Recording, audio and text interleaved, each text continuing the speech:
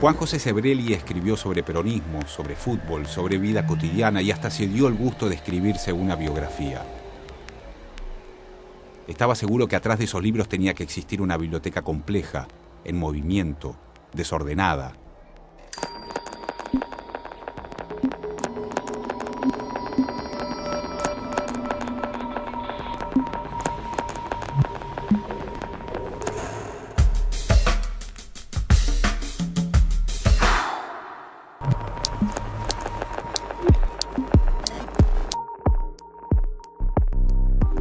Juan, bueno, ¿este es su espacio?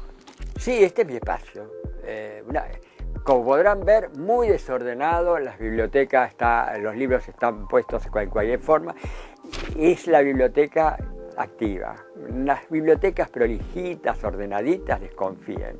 Son bibliotecas donde se han puesto los libros, ahí no se han sacado más. Yo permanentemente, esto es como un teclado, yo permanentemente estoy poniendo y sacando libros, por eso después quedan todos desordenados. Y aparte los libros están rotos, destrozados, los libros envejecen antes que los hombres. Se les salen las tapas de tanto trabajarlo. Bueno, además yo trabajo mucho, subrayo permanentemente, hago anotaciones al margen. Pero Juan, para poner y sacar libros de la biblioteca y estar consultando necesita una mínima clasificación. Tengo una clasificación relativa. Sí, por ejemplo, esta parte, esto es todo Sartre. Sartre y la familia Sartre, Simone de Beauvoir, Merleau-Ponty, todo esto es Escuela de Frankfurt. Ahí sí está todo más o menos. Más para arriba es filosofía más clásica, digamos. Kant y Hegel están en el último estante, etc. Hay partes que están más o menos. Y después esto es sociología, esto es ciencias políticas y los dos últimos estantes son estética. Y bueno, y allá tengo economía, un poco economía, historia, casi todo esto es historia. En los dos últimos estantes es todo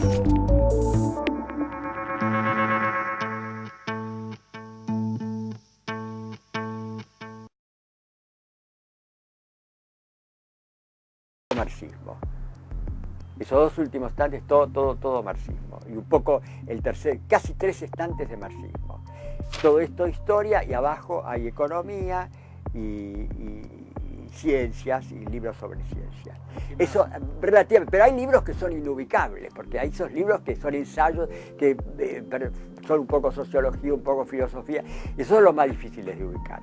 Además, yo tengo una gran memoria visual, ojalá que no la pierda, porque entonces sí ya me resultaría mucho más complicado encontrar. Ahí tendría que llamar a alguien que me ordenara la biblioteca, porque está semi-ordenada. Aparte que yo tengo varias bibliotecas más, tengo en el cuarto de servicio. Como no tengo servicio, lo tengo lleno, eso es imposible casi ni entrar. Y en el sótano, hay un sótano muy grande, tengo 2 bibliotecas grandes, 2 bibliotecas esas antiguas cubiertas con vidrio y cerradas. Ya realmente es algo que no empieza a ser un problema el espacio. Juan, ¿y hay algún lugar en particular que usted utilice más de la biblioteca? O sea, ¿consulta más la parte de Sartre permanentemente? Digamos, ¿dónde está la parte nuclear de la biblioteca? Mi disciplina es la pluridisciplina, ¿no? Mis libros son siempre, y lo digo permanentemente, pertenecen a un género híbrido.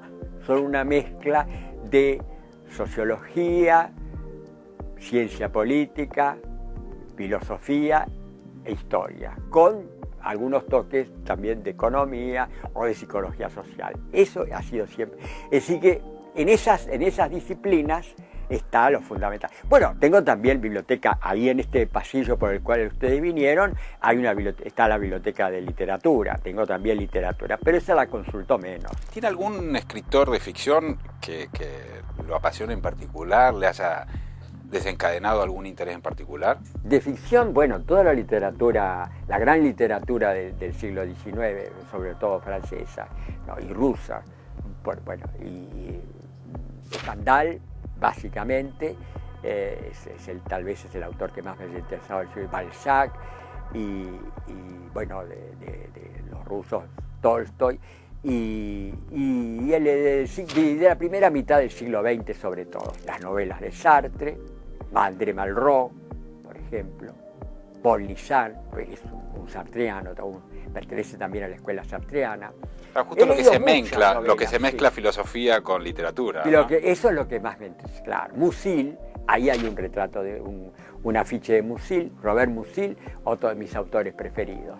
¿Hay edades para leer determinados autores? Uno, cuanto más años tiene, más entiende las cosas. Pero bueno, pero hay que empezar en algún momento a leer, ¿no? Yo empecé a leer de muy chico, en realidad. ¿Se acuerda de haber leído de muy niño, por ejemplo? Sí. Bueno, yo tuve en ese sentido, a pesar de pertenecer a una familia no intelectual, pero mi padre tenía una pequeñísima biblioteca, de esos libros de ventas populares que también hay hoy, libros clásicos que se venden en los kioscos, esos libros de difusión de gran literatura. Entonces él tenía siempre, los libros estuvieron, desde que tengo uso de razón, estuvieron en el paisaje, ¿no? de mi entorno. Y además mi padre, que en esa época los padres tenían tiempo y se ocupaban de contarles cuentos a los niños, y me contaba algún cuento, pero me contaba argumentos de novelas. Yo me acuerdo de 2 novelas que me contó el argumento y que me impresionaron muchísimo más que cualquier cuento infantil, que fueron Los Miserables y El Conde de Montecristo. Me impresionaron muchísimo. Eso me dio ya un ímpetu para después, fui a la escuela, aprendí a leer, de empezar a agarrar los libros de la biblioteca y a leerlos. Libros de grandes, digamos, ¿no? Los libros de chicos menos me interesaban. Los entendía a mi manera, a lo mejor entendía 10, pero no importa. Eso, si entendía el 10%, eso me era suficiente. No nombró nada de peronismo. Peronismo, yo he escrito mucho de peronismo, así que sí hay. No están a la vista porque son libros que uno lee y después cuando escribió ya no lo vuelve a leer más. ¿Pero se anima a hacer eso con el peronismo usted? ¿Mandarlo ahí al estuche por un tiempo? Ah, sí, porque ya más o menos tengo todo. No creo que vuelva a escribir. Ya he escrito varios libros sobre peronismo, ¿no? Es decir, que ya creo que basta. ¿Lo entendió? ¿Lo entendí? Bueno, eso. Lo entendí a mi manera.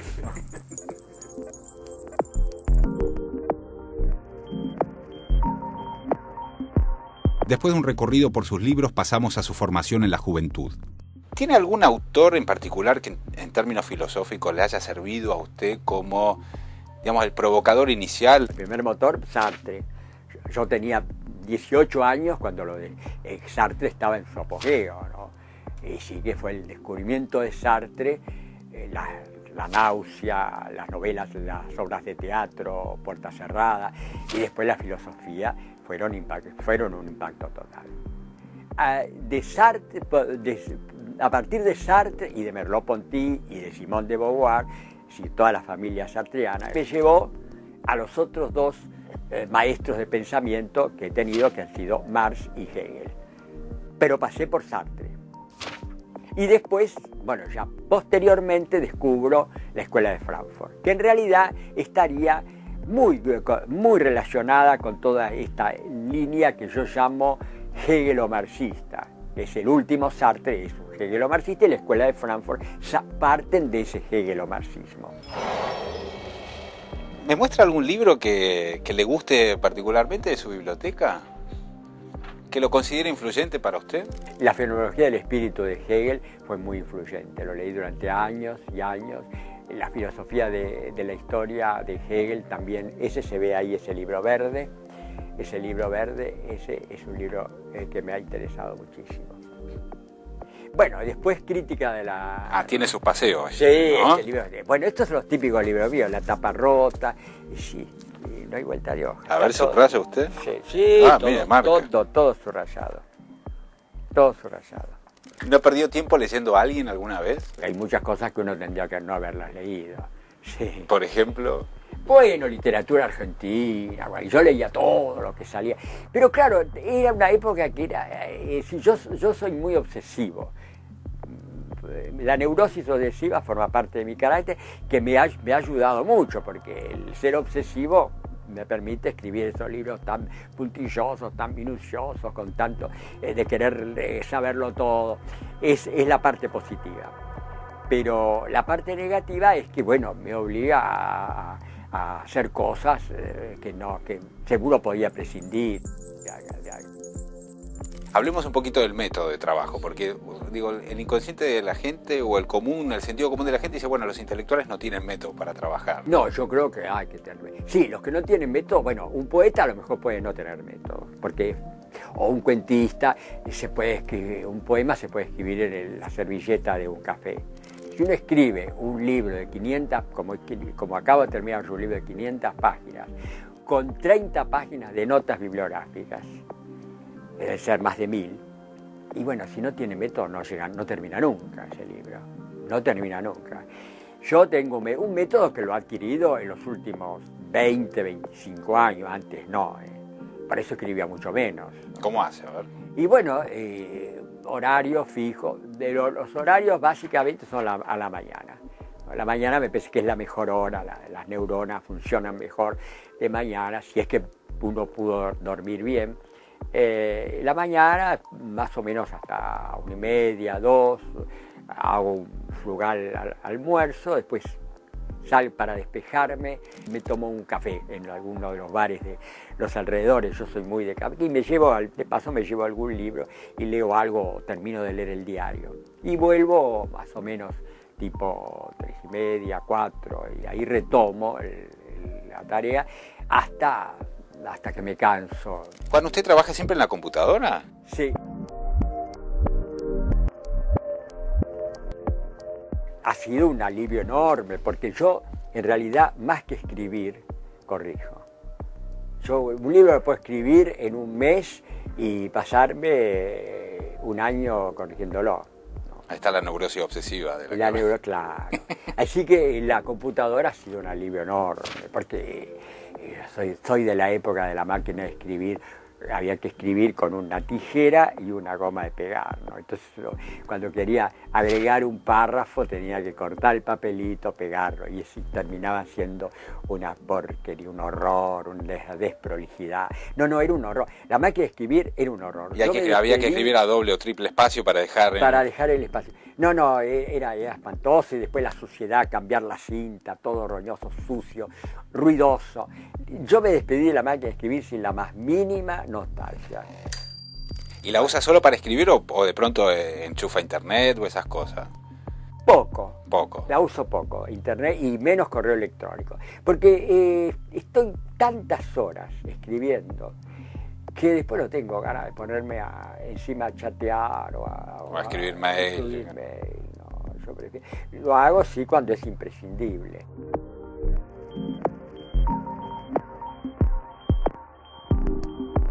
¿Hay algún tema en estos últimos 10 años que le haya llamado particularmente la atención y que dijo, bueno, voy a tratar de entender qué es lo que está pasando acá? Las ideas obsesivas que he tenido ya se pueden vislumbrar en forma tosca y ruda en mi primer libro de 1960.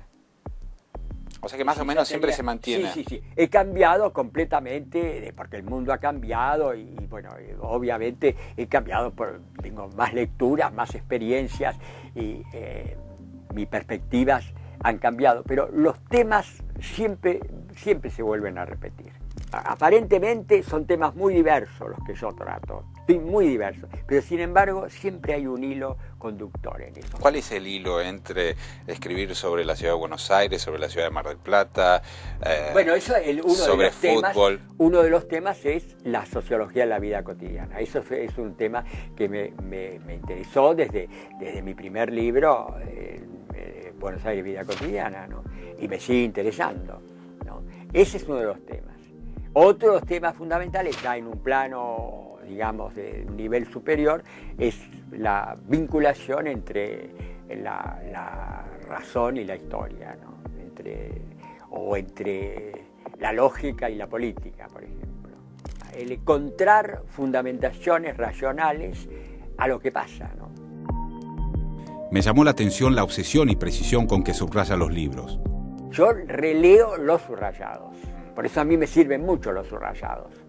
Y además hago subrayados especiales. Cuando es muy importante es un subrayado, menos importante otro. Tengo todo un código al respecto.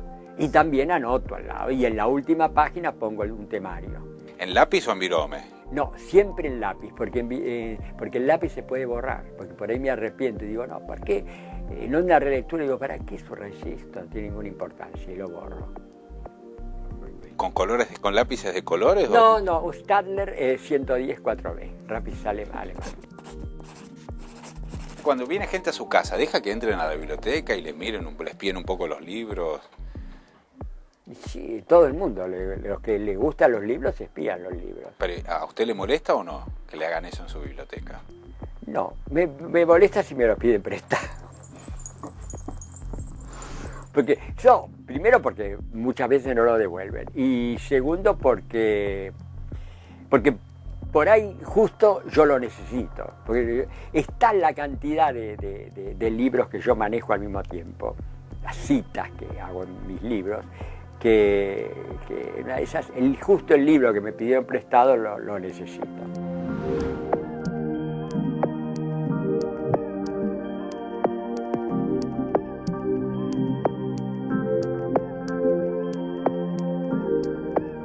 Me despedí de Juan José pensando en la vida en Buenos Aires, en sus calles, sus lugares, sus transformaciones.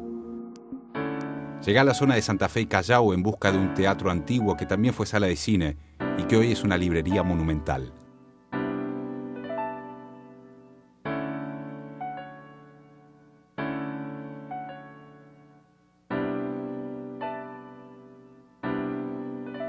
Tenés una librería grande. Esta es grande, sí. ¿Es la más grande de Buenos Aires? Sí. ¿Sabés cuántos volúmenes hay aproximadamente? ¿Hay una idea de qué cantidad de libros hay puestos en anaqueles? Mira, acá debe estar alrededor de los 250.000 ejemplares, con 100.000 títulos aproximadamente. Aquí se pone obviamente lo que sale al mercado en los últimos momentos o lo que tiene una fuerte repercusión y que la gente intenta encontrar lo más rápidamente posible, ¿no? Por ejemplo, a ver, para tener una idea. Por ejemplo, acá tenés una mesa de... estas son obras de literatura universal en inglés. Aquí tenés las novedades o los libros que están en el ranking de mayores ventas. Lo que más se vende. Lo que más se vende y las novedades. Por ejemplo, el nuevo libro de Jorge Asís en el tema político. En historia, Pacho, que sacó este libro que anda muy muy bien. Acaba de llegar el libro de Martín Caparrós, que es El Interior, que es la recopilación de ese trabajo que hizo por todo el país, que es sensacional. ¿Qué es que se venda muy bien un libro, Jorge, acá? A partir de los 20.000 ejemplares. ¿Y 20.000 ejemplares en cuánto tiempo? Para que lo consideremos que es algo bueno, bueno, 20.000 ejemplares se venden en 3 meses, ya es algo... Ya está, es un hit. Es un hit.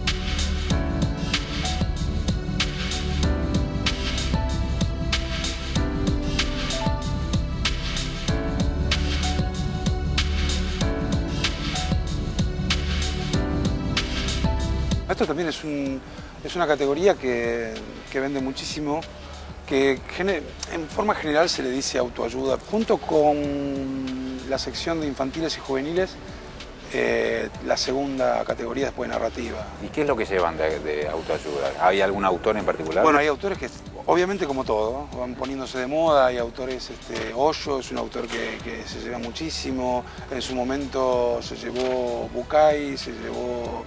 ¿Bucay hasta que plagió? ¿Se notó una diferencia con Bucay desde el plagio hasta ahora? Yo creo que se notó una diferencia de propuesta de parte de las editoriales. Es como que las editoriales no siguieron con el plan normal. Ahora se está recuperando, no de parte del público, ¿eh? Esto es novela histórica. Hoy por hoy uno de los géneros que más está siendo aceptado por la gente. Una necesidad de acercarse a la historia de diferentes maneras, cierto revisionismo. Esto es ficción arriba de la historia. Sí, qué cómoda que es tu librería, ¿eh? Uno se puede mover. Sí, bueno, esa es la idea, ¿no? De que la gente tome el espacio. Yo le tenía un poquito de miedo cuando arrancamos porque me parecía que esto daba tipo catedral y no me parecía que quería una solemnidad y no, la gente se habituó enseguida, usa los espacios. ¿Y el hueco lo tuvieron que hacer para el subsuelo? Claro, en realidad este piso se niveló con respecto de la calle y el escenario que está allá, porque esto era en pendiente por el tema de las butacas. Claro. Se hizo una nueva losa y se generó esto que allí abajo, que está el sector infantil, que si después querés vamos, en ese sector estaban debajo del escenario los camarines. Y me impresiona lo de arriba. Es un fresco que se hizo después de la Primera Guerra Mundial. Es un fresco pacifista que se restauró cuando nosotros lo hicimos. Se puso un andamio de ese tamaño y se restauró. ¿A lo largo así? Se hizo un andamio redondo igual que la cúpula y trabajaron los artistas ahí recuperándolo el fresco ese. Qué maravilla. Eso antiguamente era una claraboya que en verano se abría para que entre aire ¿Cómo haces para que no te roben? y hay que rezar.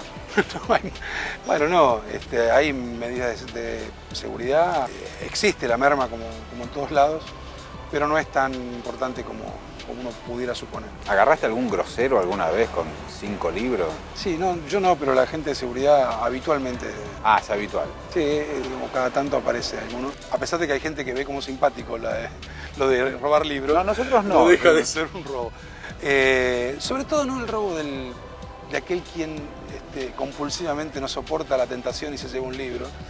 Ese, si bien es un ladrón romántico, pero está el ladrón profesional Que viene a hacer plata. Que viene con la lista, claro, viene a hacer de lo que guita. necesita robar para ir a... No es lo mismo, o sea, ahí está, No es lo está mismo. bien lo que vos estás marcando. Claro, por eso digo, no es un ladrón romántico que un profesional, ¿no? Y de estos 30 años que viste vender y comprar libros, ¿cuál fue el libro que más viste que saliera para la gente? Hace muchos años, El Padrino, por ejemplo, me acuerdo. El fenómeno del Nunca Más. El Nunca Más fue El muy Nunca Más fue un impresionante. fenómeno muy importante. No sé si fue el primero, pero el más exitoso de los primeros libros de Berbisky, por ejemplo. Robo para la Corona. Robo para la Corona vendió 500.000, creo que. Claro, fue una cosa así. O La Trama Secreta, que tenía que ver con Malvinas. Hay libros que han marcado hitos. Y después lo que uno está extrañando y quisiese que vuelva son aquellos autores argentinos que se transformaban en bestseller cuando salían. No sé, yo me acuerdo, salió un libro de Soriano y eran 50.000 ejemplares. Y esto nos está costando un poco. Y si bien hay cosas muy buenas de autores argentinos muy buenos, nos está costando ese boom que teníamos en algún momento, ¿no? En los escritores de ficción hay alguno que esté sobre... Hoy estuve espiando la biblioteca en movimiento de un pensador en movimiento, que clasifica básicamente con la memoria. Algo imposible de hacer en esta imponente librería.